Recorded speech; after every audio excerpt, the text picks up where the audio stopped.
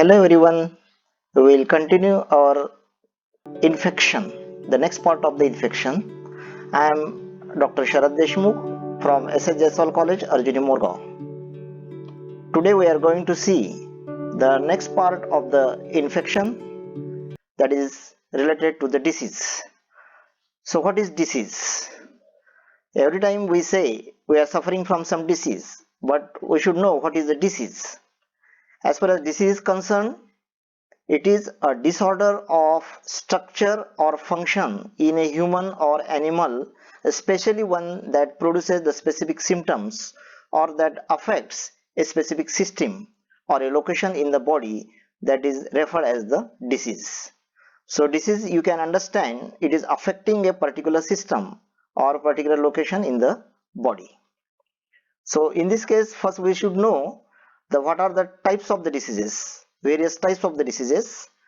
The various types, there are mainly four types of the diseases. The first one is the infectious diseases, second is the deficiency diseases, third is the hereditary diseases, it includes mainly the genetic and non-genetic, and the fourth one is the physiological diseases. Today we are going to study about the infectious diseases. Infectious diseases means everybody understand infection that is caused by the microorganism, and for that purpose you have to understand the various stages of the infectious diseases. In the infectious diseases there are various stages, and these include: the first one is the incubation period, second is the prodrome period, third is the specific illness period, fourth one is the recovery period, and lastly the phase of decline and the convulsions. We'll see the definitions of the various terminology what we have mentioned here. First, coming to the first stage, that is the incubation period. It is the time interval between the entry of infective agent, that is the pathogen, and the onset of the clinical manifestations. That means when the pathogen enter to the human body, and it will grow, multiply, and then it will start to show the clinical manifestation. That time period required is referred as the incubation period. This incubation period may vary from organism to organism. For example, in case of the Salmonella typhi causing the enteric fever, it is 7 to 14 days.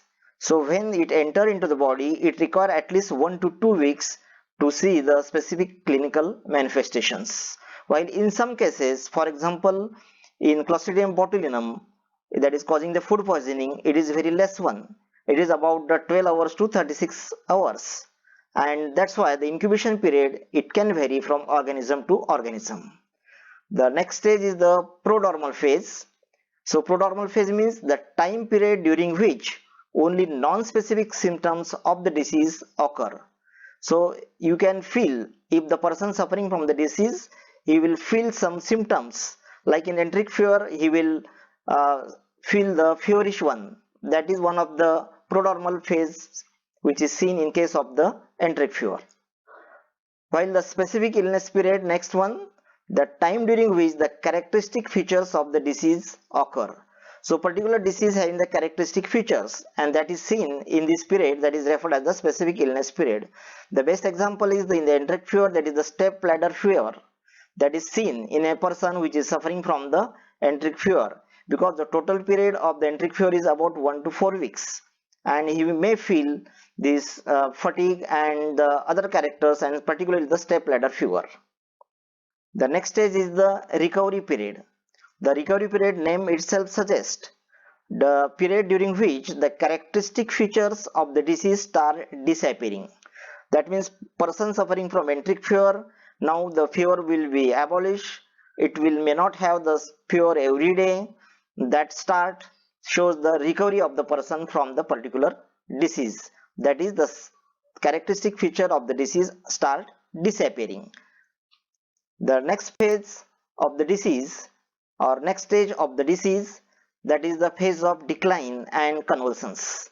The phase of decline is a recovery period during which the symptoms resolve and health is restored. That means whatever the symptoms were seen in the disease, that get disappear and the person become the healthy one.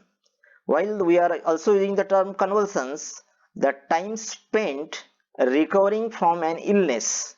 So it is nothing but the total time required from recovering of the total illness of a person, or a gradual return to the health and strength after the illness. When person start illness and it get totally recovered and health and strength is totally restored, then that is referred as the convalescent phase of the disease. Now in this case, the various terms we are using, that is signs, symptoms and the syndrome. So what do you mean by the symptom? A symptom is the phenomena that is experienced by the individual affected by the disease.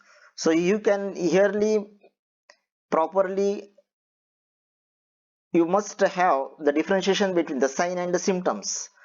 Here I have already mentioned a symptom is the phenomena that is experienced by the individual affected by the particular disease, but it is not seen by the other person or by the physician.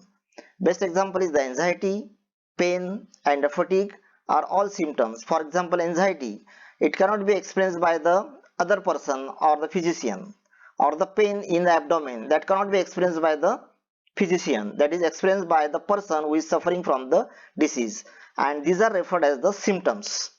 While the term sign is used, so sign is the phenomena that can be detected by someone other than the individual affected by the disease.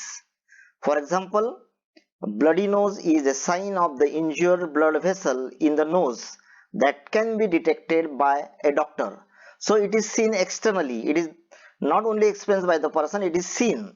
So or second thing, we can see the in person suffering from some food poisoning may have the vomiting, that can be seen by the doctor, although the person itself suffering can also know that he is having the vomiting, but doctor can also be seen, and in such phenomena is referred as the sign.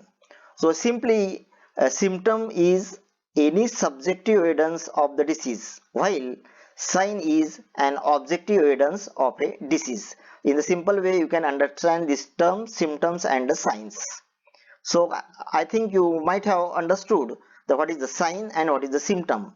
Symptom is experienced by the person who is suffering from the disease, and signs are seen other than the individual which is affected by the disease, and that's why it is referred as the symptom is subjective and the sign is the objective evidence of a disease. The next one we'll see the definition of the syndrome.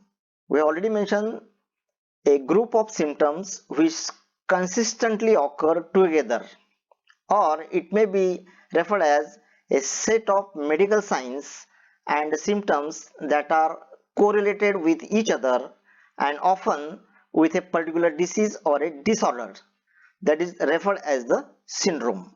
We are already seen the definition of the disease, and this is the syndrome, that is the medical signs and symptoms that are correlated with each other and with a particular disease or the disorder, that is referred as the syndrome.